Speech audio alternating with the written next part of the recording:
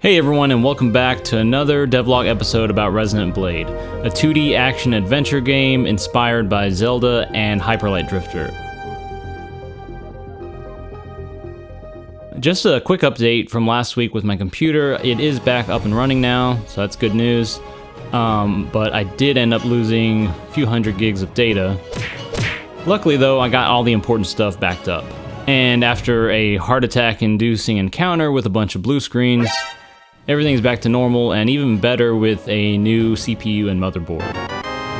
Although this experience was unfortunate, upgrading from components that were 6+ years old has reduced the compile times in Unity by at least 50%. So yeah, there's that, and that's pretty dang good. I'm actually really pleased with this because waiting too long for scripts to compile or for the game to actually play in the editor is really distracting and annoying. This might even save me time in the long run, and it'll definitely keep me more focused on the task at hand. Alright, let's get on with the devlog.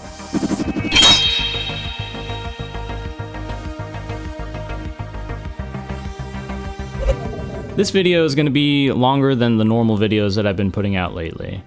I'm hoping that the longer formats will get the game more exposure and more people watching the devlog. Making these devlogs does take up some decent time. I may have to push back the video schedule to every couple of weeks, especially when I'm doing a longer video like this. Alright, in this video, I want to show you all some of the updates that I've been doing with the player abilities.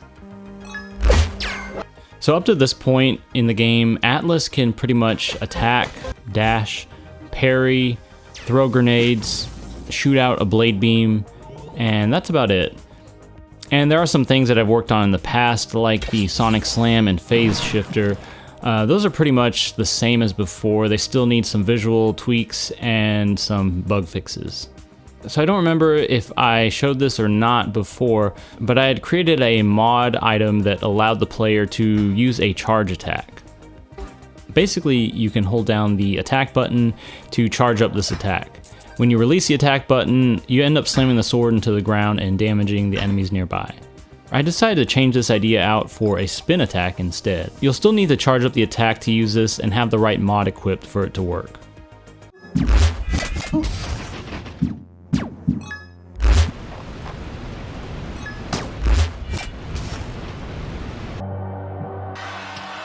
I added in a visual effect for charging up the attack where energy is being drawn in. I also added a little effect for when it's charged up. Atlas will also flash white while the attack is being held and is ready to use. Like Atlas's other attacks, I had to create two different animations for this. One for Atlas's sprite, and the other one for the Resonant Blade. That way I can change out the color of the Resonant Blade based on the frequency that is currently equipped. Another ability that I worked on previously was the Harmony Shield, previously named Harmonic Shield. I went back and did a lot of updates with the visuals on this one. The old version was generated using a bunch of particle systems, but I changed that to sprites and animations. In order to create this force field effect, I ended up using a lot of different layers, some in the foreground, some in the background. Two layers are for the horizontal ring expanding outwards. One layer is for the vertical ring. Another one is a transparent circle in front of the player. Then there's another two layers for the sweeping effect that goes around the sphere, and the last layer is just a few spark animations that are duplicated around the player with a random delay for when their animations start.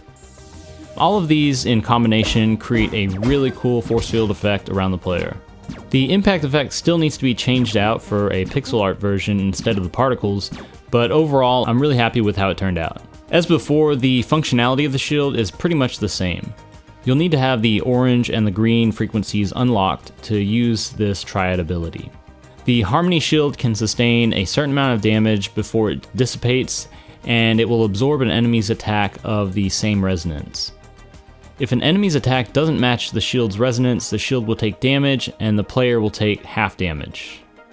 Along with the Harmony Shield, I also started working on a few abilities that will require 3 of the same resonant frequencies to activate. One of these abilities is called the Time Stretch, and it basically acts as a slow motion field around the player. This will slow all enemies' movements and projectiles.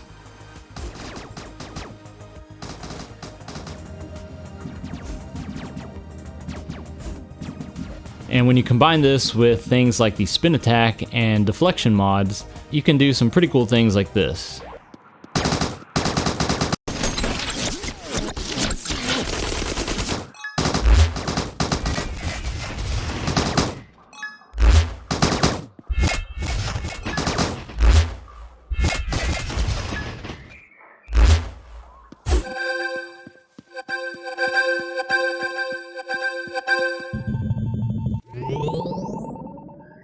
Hasta la vista, baby.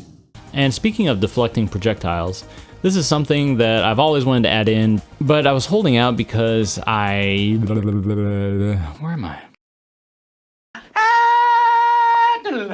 But I was kind of holding out because I wanted the parry ability to be more central in combat. So I went ahead and decided to make this an unlockable ability that can be enabled with an equipable mod. Deflecting projectiles is very satisfying, and deflecting a ton of slow motion projectiles is even more so.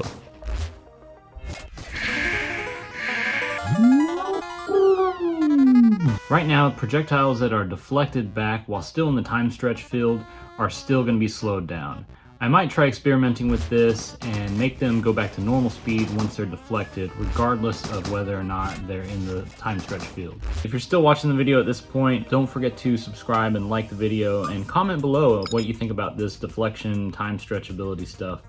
Yeah, thanks. The time stretch ability, once activated, will last 10 seconds. You can always just reactivate it with 3 more blue resonant charges. If the time stretch is already active when you activate it again, it will refresh the duration back to 10 seconds. Getting the slow motion effect to work was a little harder than I thought it was going to be initially. I couldn't just alter the physics timescale in Unity because that would affect the player's movements as well. And trying to change just the player's timers from scaled time to unscaled time via a trigger was a bit too convoluted. I used timers before I learned about coroutines, so Atlas and all of the HUD elements and a lot of other stuff have a lot of different timers to try and sort through. The easiest thing to do was just to alter the enemy's movement speed and projectile speed when the time stretch ability was active. So that's what I ended up doing, and it's working smoothly so far. The visuals for this ability were very similar to the Harmony Shield, except there are less layers and it's a larger radius, and also uses a scanline shader effect. I also did some work on the UI elements for these new abilities. I added in things to the Triad menu, like the little icons for each ability, as well as the text names for the abilities too. I still need to go back though and add in some descriptions for the Triad abilities. For all the new abilities, I also added in the UI indicator pop-up that appears on the HUD for each Triad ability when they're charged up. The last thing that I wanted to share with you is a simple addition to acquiring resonant charges that can make the combat a lot more dynamic and fun. Before, the only way to charge up the resonant blade was to parry an enemy's attack or collect a charge from a resonant stone by striking it. Now, if you hit an enemy with the matching frequency, they'll drop a resonant charge on the ground that you can pick up by walking up to it. Also, when striking the resonant stones now, instead of the resonant charge automatically being absorbed by the player, they're going to drop on the ground for the player to pick up. The player will be able to strategize in different ways now, and can charge up the resonant blade much quicker to use Triad abilities. I think this is going to open up the combat in a good way. The next step is just to make some different types of enemies to test all of these abilities out on. I have a few in the works, and will hopefully show you all some new enemies soon.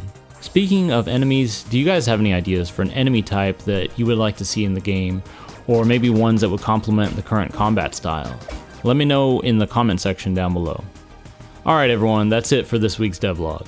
Don't forget to subscribe and like the video to help the channel continue to grow and get more eyes on the game. Thanks for watching everyone, and I'll see you next time.